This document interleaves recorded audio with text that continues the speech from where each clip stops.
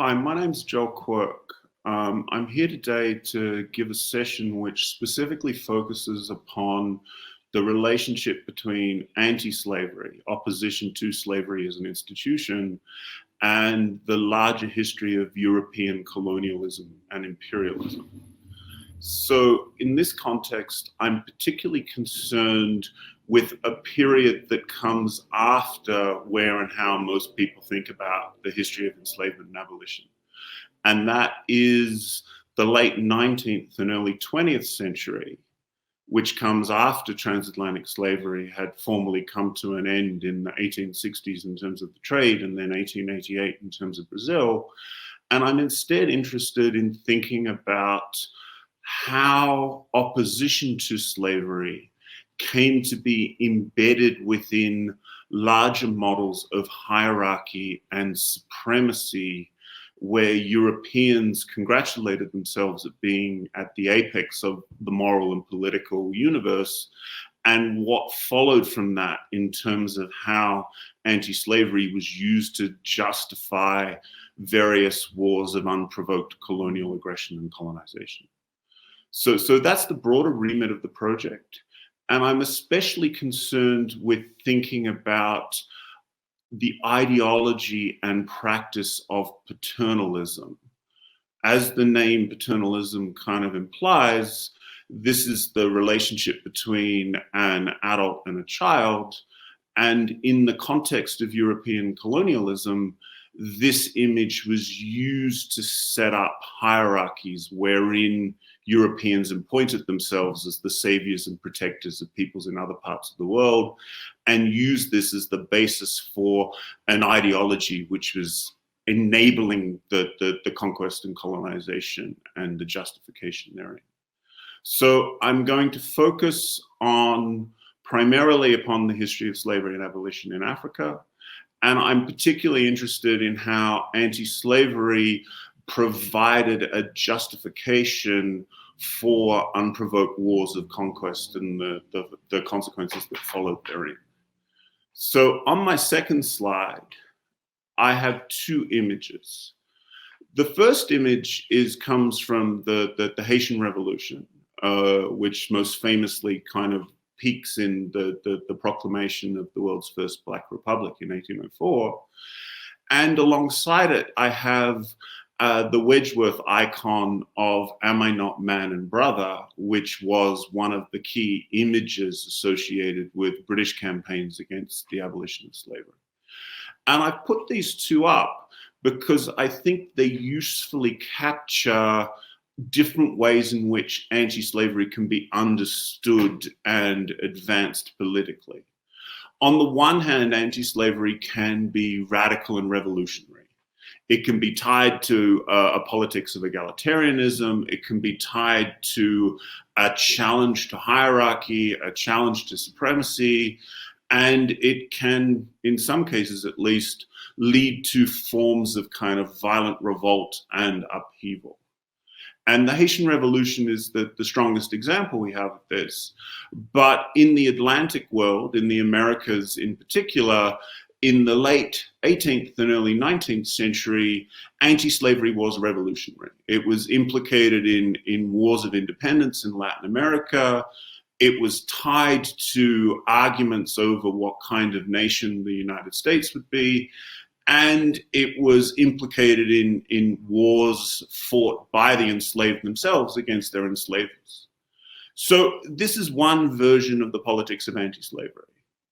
The second version, which is captured in the Am I Not Man and Brother version, points to a very different type of politics. This is not a politics of equality, but instead a politics of hierarchy, wherein someone in supplication on bended knee, chained and enslaved, asked for external intervention from a benevolent outsider who is privileged in their position and altruistic in their intervention on behalf of common humanity. So it's these two images of anti-slavery that I think we need to grapple with and understand. They're slightly simplified here, but both are historically powerful and significant. But it's the second of these, this kind of image of paternalism, of supplicants and saviors, that I'm most interested in this presentation, because it speaks to the later history of organized anti-slavery and its relationship to patterns of European imperialism and colonialism. So a lot of the time when people talk about anti-slavery, the conversation is very much focused on the Atlantic world, and it ends, at least in a formal sense, in the mid stages or late stages of the 19th century. I want to extend this history of anti-slavery to focus in what happens next. And what happens next, as in my next slide, is that anti-slavery becomes incorporated into larger political formations which saw European states and their peoples come to exercise political authority over huge stretches of the rest of the world and justify this political authority on the basis of an idea that humanity was naturally and organically organized into separate groups. These groups were racially defined, they were politically defined, and in some cases they were technologically defined. And from a European perspective, in the late 19th and early 20th century, they assigned themselves as being at the pinnacle of this hierarchy. So understood in terms of supremacy and hierarchy, anti-slavery becomes a property which is used to justify conquest and colonization.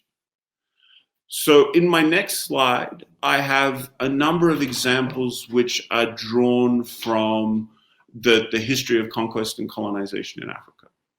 So at the infamous Berlin Congress of 1885, which is associated with the idea of petition or scramble, the conquest and colonization of Africa was at least partly justified in terms of a commitment, I quote, to watch over the preservation of native tribes and to care for the improvement of the conditions of their moral and material well-being, and to help in suppressing slavery, bringing home to them the blessings of civilization.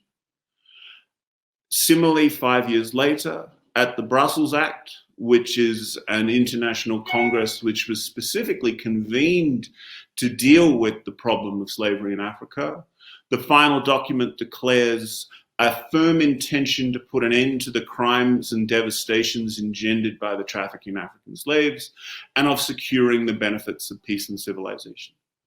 Similarly, after the Great War, we have another commitment to preserve, suppress moral and material well-being, and so on and so forth. So here we see anti-slavery embedded within larger processes of conquest and colonization. And I need to be precise here.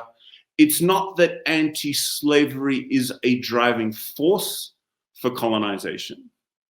Political and economic interests, as always the case, are the dominant kind of animating factor, but it proves to be an extremely powerful justification in order to help move forward decisions that were taken for other reasons and in pursuit of other interests. So in my next slide, we see how this is constructed. We have a French image where the Lady Liberty shows up in Morocco, bringing light and civilization and food. And once again, we see an example of who's standing and who's kneeling and how that gets visually represented in terms of hierarchies of race and moral standing and so on. We also see on the right-hand side an image taken which looks at the Congo River Basin, drawn from Roman kind of iconography, where a noble Roman or Roman-inspired figure is being implored by a cleric in order to intervene, in order to protect and defend against horrors that have been perpetrated in Africa. So both of these images and the larger worldview of which they are part seek to convert conquest and colonization into an exercise in benevolent altruism, which serves some higher purpose. And in effect, conquest and colonization becomes not simply something that benefits Europeans, but is ultimately and incorrectly said to benefit the conquered and colonized themselves. So anti-slavery here functions as a potent symbol of vice and virtue. Europeans were some of the most successful slavers in world history. They built up massive colonial empires in the New World, or their New World, on the back of enslaved African labor, to the point where between 5 and 6 enslaved Africans were forced to travel to the New World on slave ships prior to 1820, relative to 1 European. So enslaved Africans build Europe's New World. They create elaborate and highly successful plantation complexes and other forms of wealth. And over the course of the 19th century, this history of successful enslavement is replaced instead by a self-congratulatory rhetoric where being opposed to slavery becomes a virtue which Europeans ascribe to themselves. And the presence of slavery in other parts of the world becomes a symbol of why and how European paternalism is necessary and desirable.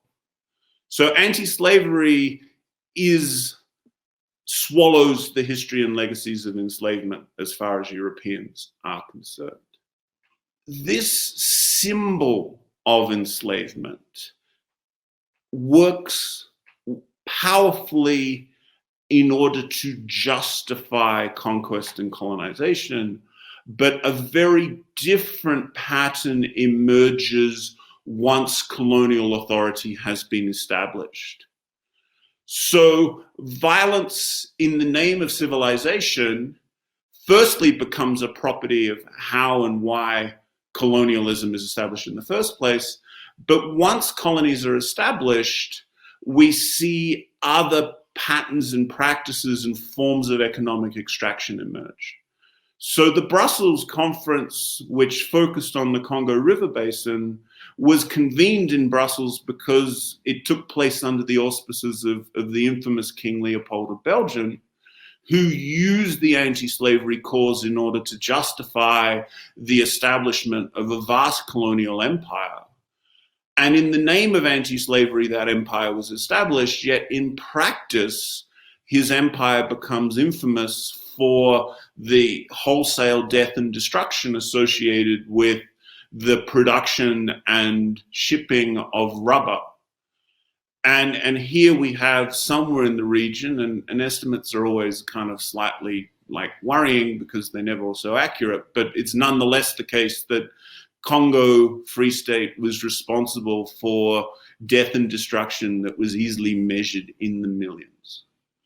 On the right-hand side, you'll see another example of violence in the name of civilization. This is a bunch of Italian soldiers who are clustered around a mustard gas bomb, which the Italians deployed in 1835 as part of their conquest and colonization of Ethiopia, Abyssinia. And here, once again, the Italians invoked the presence of slavery in Abyssinia, Ethiopia, as a crucial part of their justification for why conquest and colonization is necessary. This was once again invoked in humanitarian terms, But it's a particularly stark example because it's extremely difficult to justify dropping mustard bombs and other chemical weapons on a civilian population as a humanitarian exercise. Yet this is nonetheless the case of what happens in relation to anti-slavery as colonization. So here we see anti-slavery becoming the basis for conquest. But once conquest is established, you see other interests emerging. You see the widespread pursuit of forced labor, which is once again justified as being an exercise in paternalism, wherein forcing people to work is understood to be educative. In relation to production of cash crops, rubber being the only one amongst many, we have forced labor being used in the production of railways, in forcing people to move goods long distances. And we also have various other colonial forms of extraction, forcing people to grow crops, forcing people to pay taxes in currency that can only be acquired by working through colonial institutions, and so on. So anti-slavery is used to justify colonization, but once colonization takes place, you quickly discover that the European colonial order was based around systems of extraction and violence and coercion. These were justified, and this is my next slide, as being different to slavery. So forced labor was said to be legitimate in ways that slavery was not, because it was understood to have a public purpose and serve a larger purpose than simply private interests. But in most cases, the colonial state and colonial settlers and others were working in lockstep in order to develop the economies of the countries and places they'd conquered for their own interests. So here I have a quote from Eric Alina, where he points out that the formal language of the law concealed actual practice. The activity by which local officials conscripted tens of thousands of Africans annually was called recruitment, though it amounted to nothing more than management, either at the hands of armed police or the threat of their deployment. Those conscripted were said to have been contracted for work that the workers never saw, much less signed. A written contract made no difference. And once again, in my next slide, we see an attempt to redefine slavery in such a way that firstly, forced labor schemes were excluded from its definition, and secondly, that any practices that the colonialism had failed to take into account would be redefined out of being a problem for the colonial state. So this is again the League of Nations from 1932, which was itself an international organization which sought to protect and defend colonialism, declares that where slavery is concerned, there continue to be certain kinds of social status in which men are not yet enjoyment of full civil freedom, but which are in no sense inhuman, and which in certain ways assistance to the sick and infirm even present advantages. A social status of this kind cannot be equitably assimilated to slavery in the usual sense of the term without running the risk of giving the civilized world an incorrect and unfair impression. So here we see colonial states creating a permission structure to firstly use forced labor on an epic scale, and to secondly, having initially declared that slavery was abhorrent, to instead redefine any practices that occurred under their jurisdiction as falling outside the remit of their anti-slavery obligations. What does this mean in practical terms? It means that we're left with a landscape in colonial Africa where a series of legal fictions are established. These legal fictions firstly declare that slavery is abolished, and then secondly, that forced labor is qualitatively and fundamentally different to enslavement. These two fictions create a political and social landscape where the onus for social and political change falls upon enslaved Africans and opponents of the colonial regime more generally. So in my next slide, I have a tagline that talks about resistance and reconfiguration. This is a huge topic, which I can't adequately address in the time I have available. So I've decided to highlight two specific books, which I think provide useful entry points for grappling with some of these issues. The first comes from Martin Klein, which talks about the history of slavery and colonial rule in French West Africa. French West Africa being the largest colonial territory in Africa, kind of running from Senegal in the west through to Niger and Mali in the east. So under French colonial rule, we have slavery nominally abolished in the early 20th century. We have large-scale forced labor schemes introduced in order to advance the colonial economy. And we also have important examples of slaves resisting and reconfiguring their individual and collective status under colonial rule. So Martin Klein's book is particularly notable because he documents an exodus of slaves, or what he describes as an exodus of slaves in 1905, which he describes as the Banamba Exodus, which involves hundreds of thousands of enslaved peoples leaving their masters and seeking to return to their homes or to establish new communities away from the control of their former masters. The second book I have here is from Emily Burrell, also focusing on colonial French West Africa, who looks at the relationship between forms of marriage and enslavement. And this is specifically concerned with the ways in which anti-slavery measures and forced labor schemes and other colonial inventions were highly gendered in both their scope and application.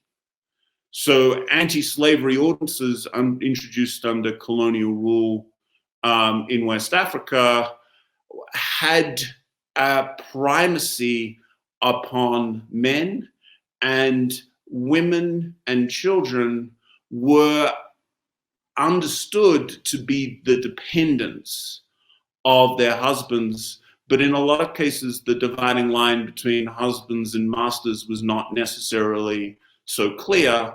And as a consequence, claims about marriage and claims about children were frequently invoked as a defensive strategy in order to ensure that traditional prerogatives and rights were protected and extended in the aftermath of legal ordinances.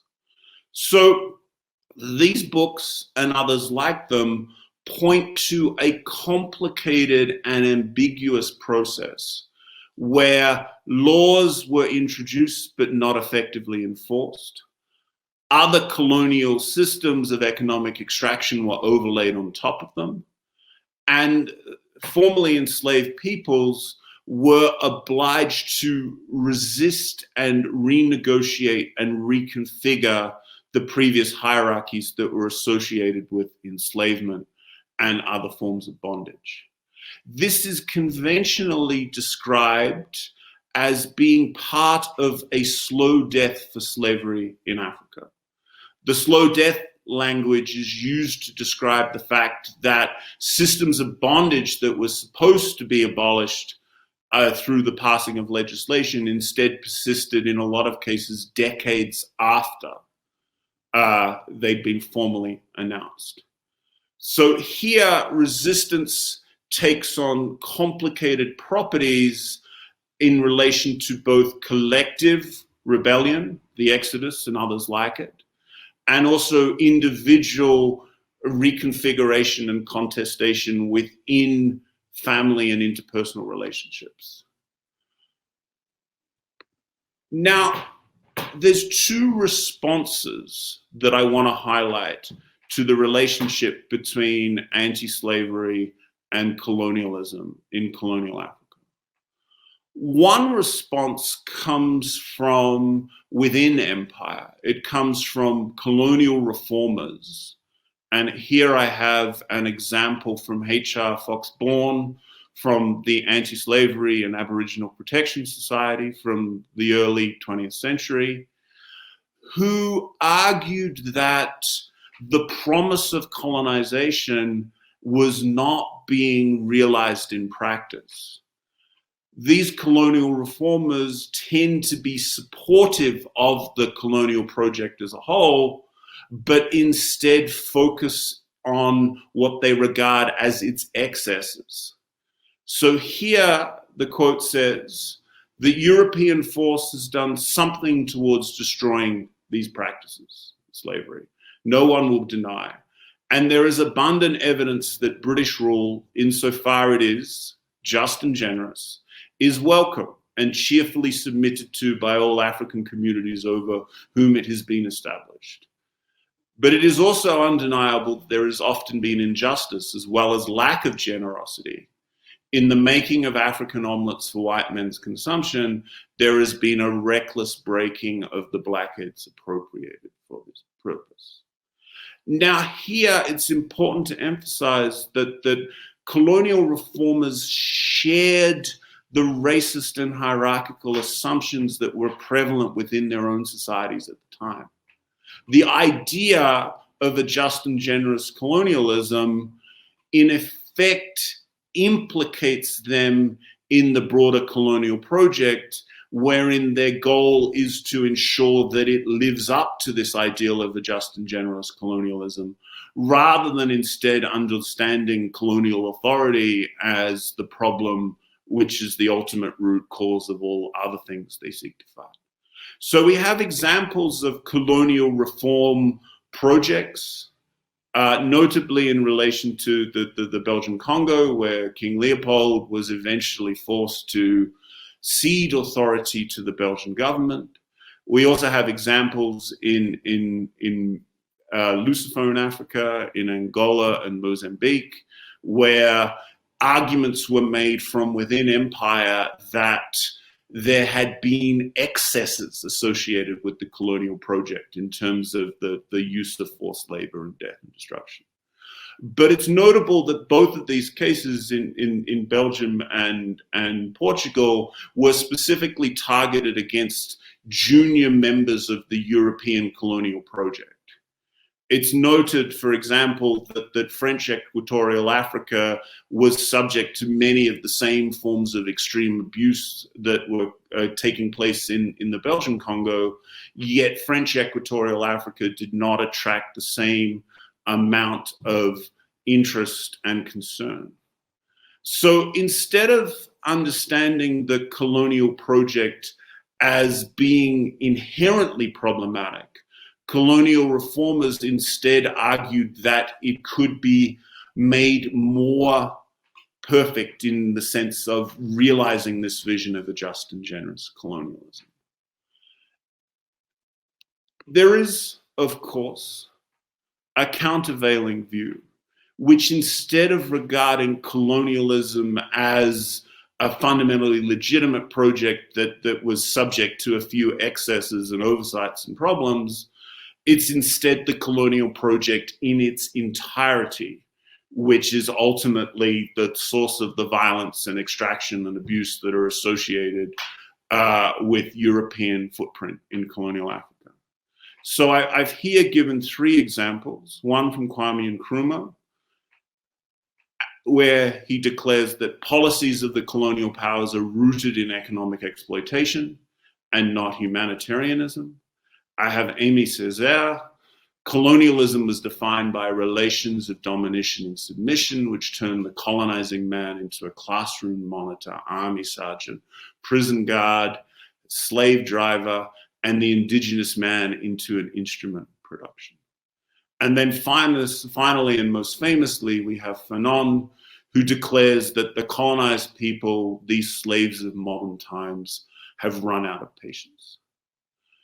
Now, there's a lot that could be said about the move from colonial authority to decolonization.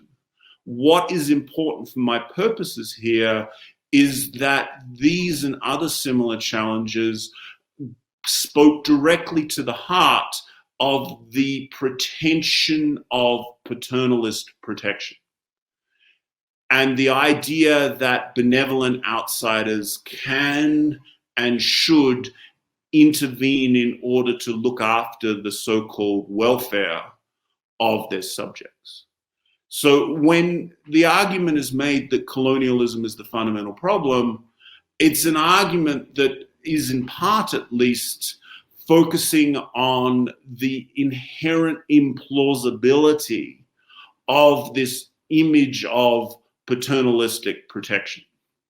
And we see this finally in my last slide, where I draw a contrast between the League of Nations, which following the Great War endorses paternalism on the grounds that so-called backwards peoples are not yet able to stand by themselves under the strenuous conditions of the modern world.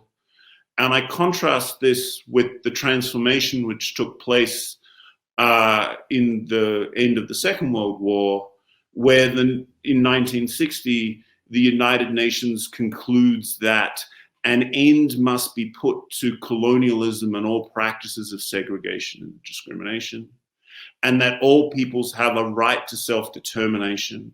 By virtue of that right, they freely determine their political status and freely pursue their economic, social, and cultural development.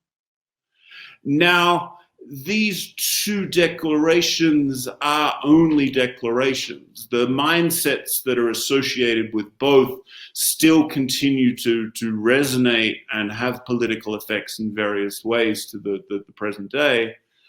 And we see this most notably in people like Teju Cole, who talks about the white savior industrial complex, which speaks to the continued significance of this model of paternalistic protection. But ultimately, we're left with a situation where these ideas of hierarchy and supremacy have lost much, but not sadly all, of their public legitimacy. And as a consequence, we remain and should be justifiably suspicious of interventions which seek to cast outsiders in the role of altruistic and benevolent protectors, because in a lot of cases, this language of altruism and benevolence and paternalism becomes a justificatory framework which is used to justify and extend various political and economic interests. Thanks.